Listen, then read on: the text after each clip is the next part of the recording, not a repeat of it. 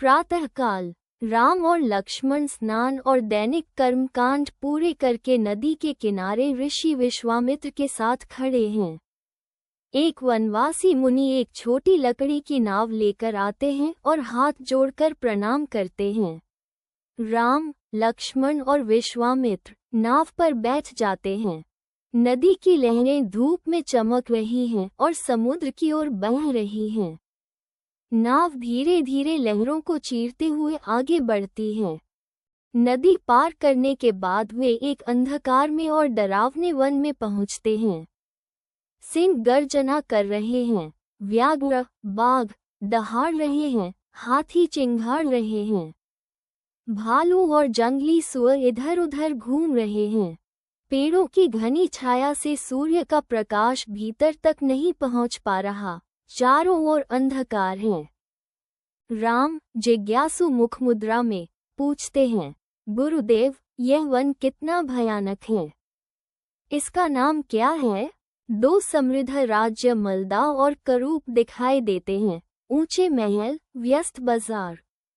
अचानक ताड़का आती है और सब कुछ नष्ट कर देती है। फिर दिखे, यक्ष सुकेतु तपस्या कर रहे हैं। ब्रह्मा प्रकट होकर ताड़का को 1000 हाथियों के बराबर बल का वरदान देते हैं। बड़े होकर ताड़का का विवाह सुंद राक्षस से होता है और उनसे मारीच का जन्म होता है। ऋषि अगस्त्य सुंद को शाप देकर भस्म कर देते हैं। ताड़का ऋषि पर झपटती है तो अगस्त्य शाप देकर उसका सौंदर्य छीन लेते हैं। वह कुरूप राक्षसी बन जाती है और क्रोध में गरजती है। ऋषि विश्वामित्र गंभीर मुख मुद्रा में, हे राम, ये साधारण स्त्री नहीं है।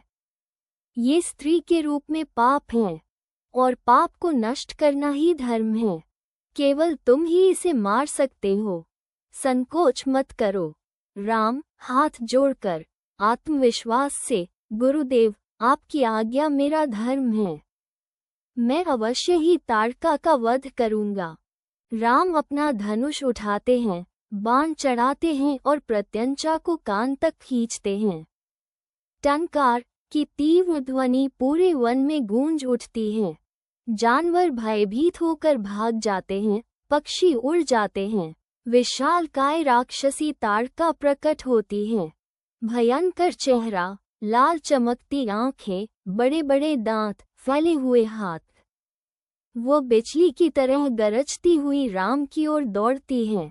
राम लक्ष्मण से कहते हैं, सौमित्र, देखो ये राक्षसी कितनी भयंकर है।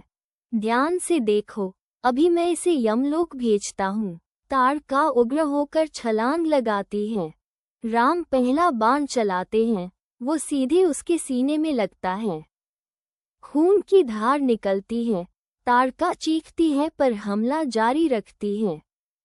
राम दूसरा बाण चलाते हैं, ये सीधे उसके हृदय में लगता है। ताड़का पीड़ा से चिल्लाती है, चक्कर खाती है और भूमि पर गिरकर मर जाती है। ऋषि विश्वामित्र प्रसन्न होकर राम को आशीर्वाद देते हैं। रात का दृश्य, सभी वहीं विश्राम करते हैं।